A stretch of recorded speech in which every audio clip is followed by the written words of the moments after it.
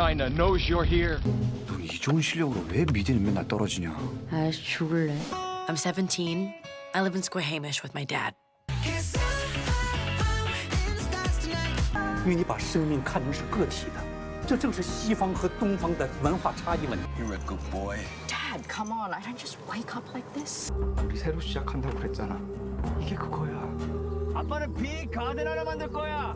あの日星が降った日それはまるでまるで夢の景色のように美しい眺めだった。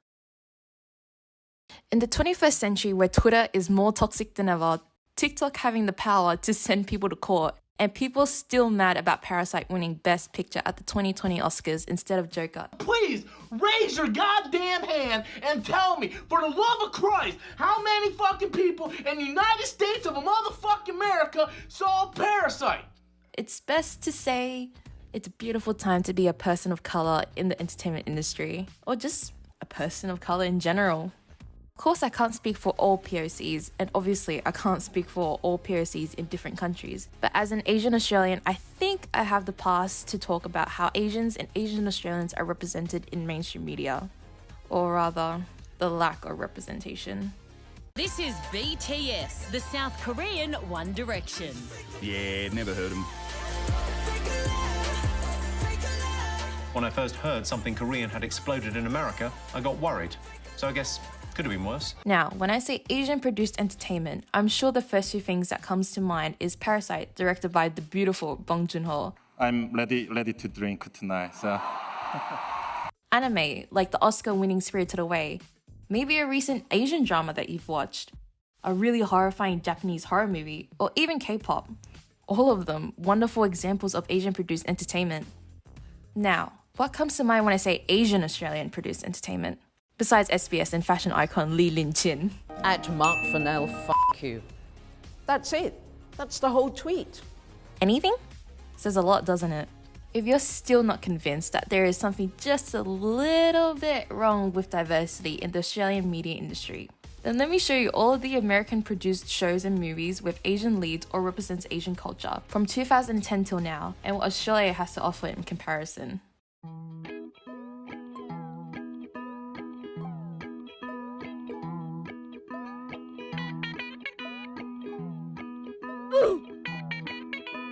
Amazingly, that's not even everything created, produced, or starred Asians in America. However, that was everything I could find in regards to Australia. Now, of course, I'm not going to include the occasional ethnic family that moves into Ramsay Street. Earlier this month, actor Sharina Clanton posted about her experience on social media, claiming that racism on set was rife.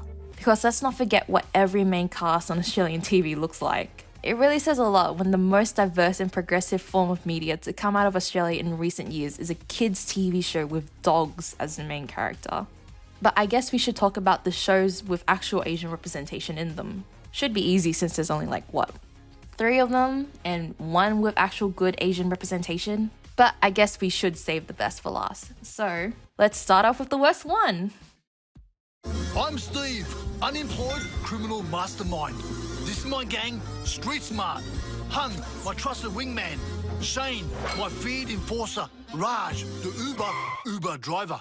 From the creators of Here Come the Habibs, come Street Smart on 10. Now, just from the trailer alone, I'm sure you're all taking out your phones, checking 10 Play to see if this beautiful piece of art is available for streaming. Well, it's not. And it also wasn't renewed for a second season either. Gee, I wonder why. Raj, the Uber driver. The plot of Street Smarts is similar to the lives of the people you'd find here in Western Sydney.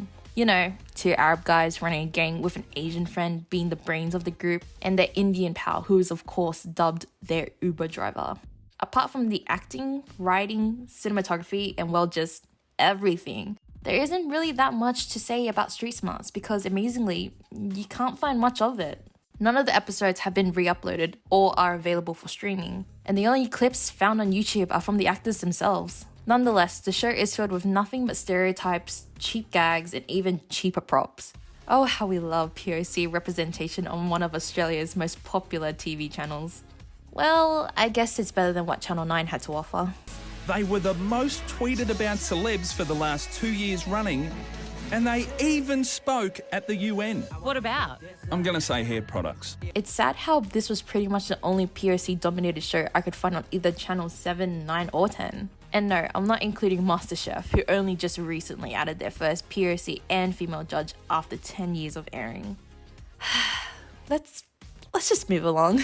No birth is easy. Everyone thinks baby number 3 will be quick because the lady is already stretched out. This is my mother. For as long as I remember, she has been... Step, step, step, right into mommy's Vivi. Inappropriate. So the family law is what most would describe as the typical Asian immigrant family experience. Even though the word typical is used, it's still a story that isn't often told on screen. As a first-generation immigrant myself, I always heard stories like this. Parents moving to a new country in hopes for a better life. They have children. The children grow up with 2 different lifestyles. Life gets hard, but as a family, they'll work through all the struggles together. Even though this is something almost every Asian immigrant child has heard, it's still impactful to see because we never see this type of representation in media. Of course, over the years, we have seen the story told through a range of different families, perspectives, and circumstances, such as The Half of It on Netflix, directed by Alice Wu, Minnari, directed by Lee Isaac Chung, and Fresh Off the Boat, created by Nanacha Khan. But if you haven't noticed, all of the films and TV shows I've listed were actually from the perspective of Asian Americans. Australia has a weird relationship with multiculturalism. We claim to be one of the world's most multicultural societies, but when you turn on the TV, all you really see is the same old shows featuring white Australians that have been playing since the dawn of time. It's really jarring to see as a young adult, knowing that this was all I saw when I was growing up. Not gonna lie, this probably explains all the identity crises I had in high school. But if I had shows like The Family Law growing up, I probably would have accepted my Asian identity a lot sooner, if I'm being completely honest. However, even when The Family Law was airing, I honestly don't think it got the attention it deserved. This show honestly had the potential to be something that could have been aired during prime time on mainstream TV channels in Australia, but it wasn't. And this leads me to my next topic: Australia, Australians, and biased TV. Alright, 1, 2, step out! G'day, we are Stray Kids! Woo! I'm Felix. I'm Bang Chan. And you're watching exclusively on Channel 7 Sunday night.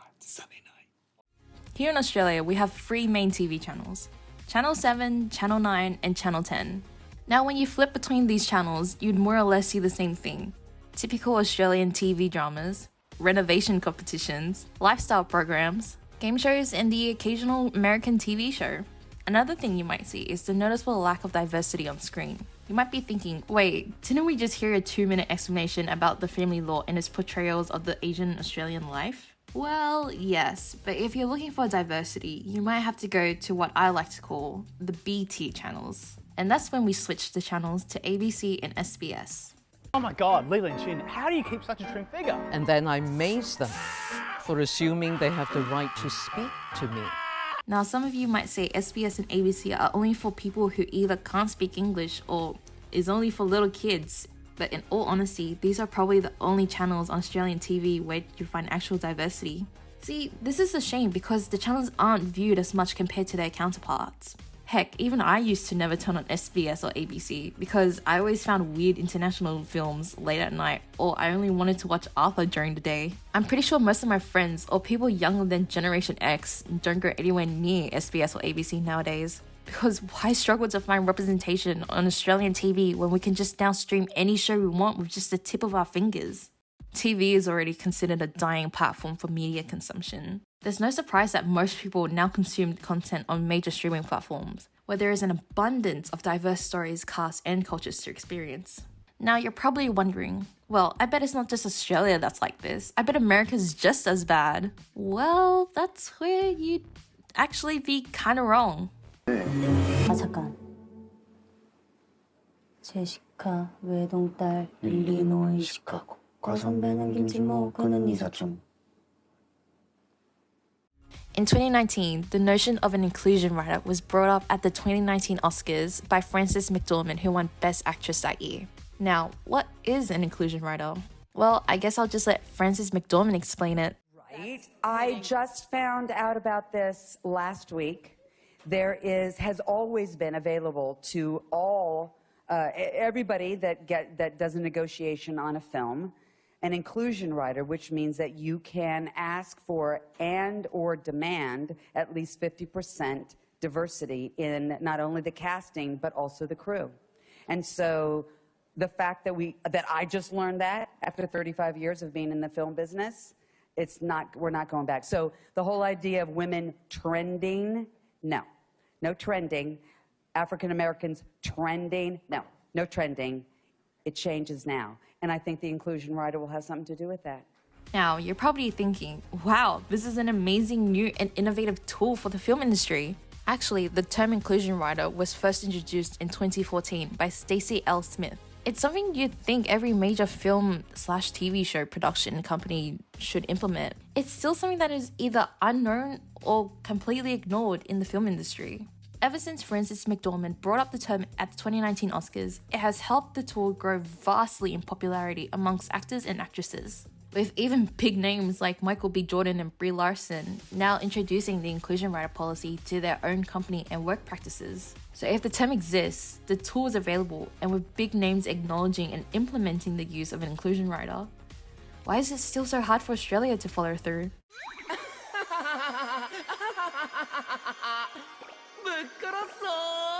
It's still so sad to see that Australia is still so behind on POC representation in media in 2021, where multiculturalism is something we always brag about as a country. There is a wrongful bias found in Australian media. There is no denying it. And because of that bias, TV is now on the verge of extinction since the introduction of social media and online streaming platforms. There needs to be a change in the system. We shouldn't continue to normalize the pushing of POC stories and creatives aside in a country consisting of people from all around the world. It's time to show how multicultural Australia really is, not just in words, but also on screen.